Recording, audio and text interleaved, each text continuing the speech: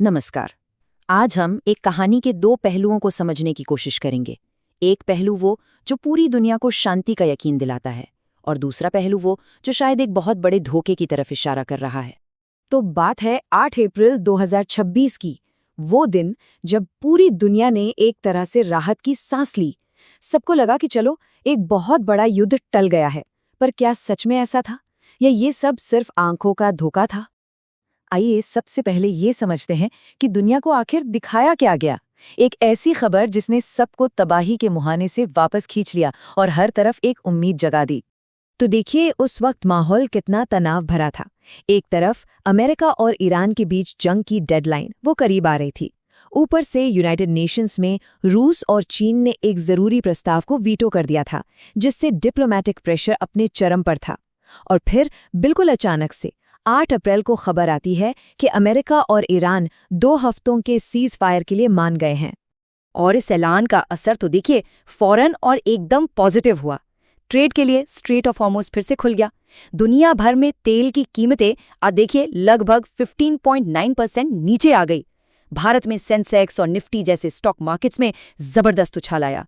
और हाँ, इस समझौते में पाकिस्तान की मध्यस्थता के लिए उसकी तारीफ भी हुई। मतलब सब कुछ एकदम सही लग रहा था, है ना? लेकिन क्या हो अगर ये सब सिर्फ एक नाटक हो, एक परफॉर्मेंस जिसकी स्क्रिप्ट किसी और ने लिखी हो? और बस यहीं से हमारे सोर्स का जो विश्लेषण है वो एक बिल्कुल नई परत खोलता है। उसके मुताबिक ये जो सीज फायर है ये वैसा बिल्कुल नहीं है जैसा दिख रहा है, बल्कि ये तो पर्दे के पीछे चल रही एक बहुत बड़ी कहानी का सिर्फ एक छोटा सा हिस्सा है। सोर्स का एक बहुत ही महत्वपूर्ण बयान है। वो कहते हैं, ये समझौता तो सिर्फ झांकी है दोस्त। तो ये झांकी, इसका मतलब क्या है? इसका सीधा सा मतलब है एक ट्रेलर, एक झलक। मतलब एक ऐसी भ्रामक झलक जिसे डिजाइन ही इसीलिए किया गया है ताकि किसी बहुत बड़ी छिपी हुई बात से सबका ध्यान हट जाए।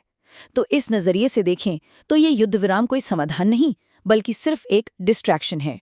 तो सवाल उठता है कि इस धोखे के पीछे है कौन? सोर्स की माने तो कोई देश नहीं, बल्कि एक रहस्यमयी ग्लोबल संगठन जिसे लीड करता है जनरल ढोंग। ये स्लाइड दो बिल्कुल अलग-अलग सच्चाइयों को आमने सामने रखती हैं।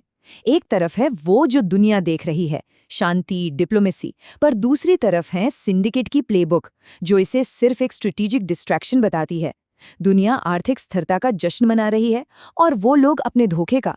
उनके लिए ये कोई संकट नहीं है जो टल गया, बल्कि अपनी अगली चाल चलने का एक सुनहरा मौका है। इस संगठन का नाम है प्रेडेटर्स सिंडिकेट। ये जनरल ढोंग के नेतृत्व में काम करने वाला एक बहुत ही ताकतवर, छिपा हुआ ग्रुप है।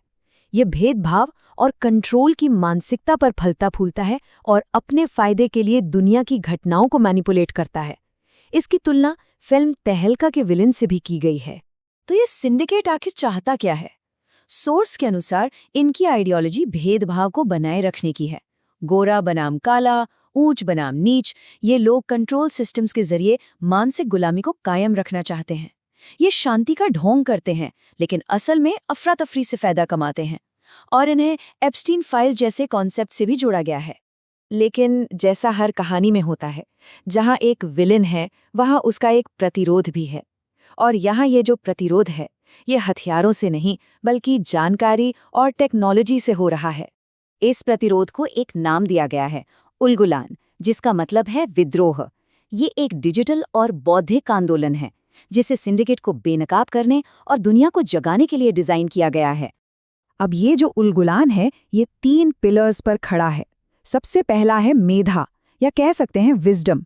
ये 18 साल की गहरी रिसर्च पर आधारित है। दूसरा है डिजिटल स्ट्राइक। ये बड़ा दिलचस्प है।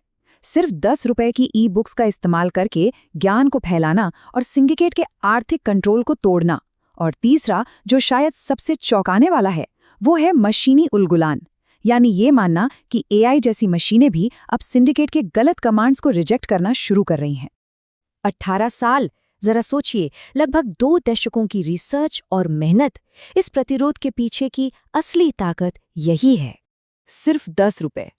ये कीमत अपने आप में एक सिंबल है, एक प्रतीक जो दिखाता है कि ज्ञान हर किसी तक पहुंचना चाहिए, ताकि जानकारी की ताकत से ही इस सिस्टम को चुनौती दी जा सके। और ये 2 GB डेटा, ये एक तरह से हमारे लिमिटेड लेकिन पावरफुल रिसोर्सेज का प्रतीक है। ये बताता है कि इस डिजिटल लड़ाई में हर एक रिसोर्स को कितनी समझदारी और स्ट्रैटेजी के साथ इस्तेमाल करना ज़रूरी है। तो अब हम आते हैं कहानी के असली संघर्ष पर, वो लड़ाई जो इस सीज़फायर के पर्दे के पीछे लड़ी जा रही है, दुनिया की नज़रों से दूर।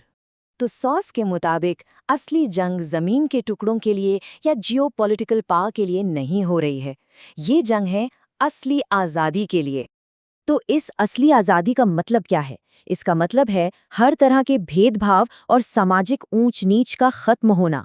अमेरिका और भारत जैसे सभी देशों में मानसिक गुलामी से छुटकारा पाना, प्रेडेटर सिंडिकेट और उसके लीडर्स की हार, और एक ऐसी दुनिया बनाना जहां कुछ गिने चुने लोग पूरी इंसानियत का फायदा न उठा सकें। और सोर्स का ये आखिरी पावरफुल कोट इस बात पर जोर देता है कि सीज फायर भले ही हो गया हो, लेकिन पूरी दुनिया की असली आज़ादी अभी बाकी है। तो चलिए इन दोनों लड़ाइयों को आमने सामने रखकर देखते हैं। एक वो लड़ाई जो सबको दिख रही है, अमेरिका बनाम ईरान। इसका मकसद क्या है? सीज फायर, स्टेबिलिटी, और ये अभी रुकी हुई है। लेकिन एक दूसरी लड़ाई भी है, असली लड़ाई, उल-गुलान वर्सेस सिंडिकेट। इसका मकसद है असली आज़ादी। इसका मैदान कोई देश नहीं बल्कि लोगों का दिमाग है, इन्फॉर्मेशन है। और सबसे बड़ी बात, ये लड़ाई अभी भी चल रही है। तो ये पूरा विश्लेषण हमें एक बहुत बड़े सवाल के साथ छोड़ जाता है। अगर वो जंग जो हम टीवी पर देखते हैं, जो अखबारों में पढ़ते हैं, वो सिर्फ एक नाटक है, तो फिर असली लड़ाई वो आज कहाँ लड़ी जा रही है और कैसे?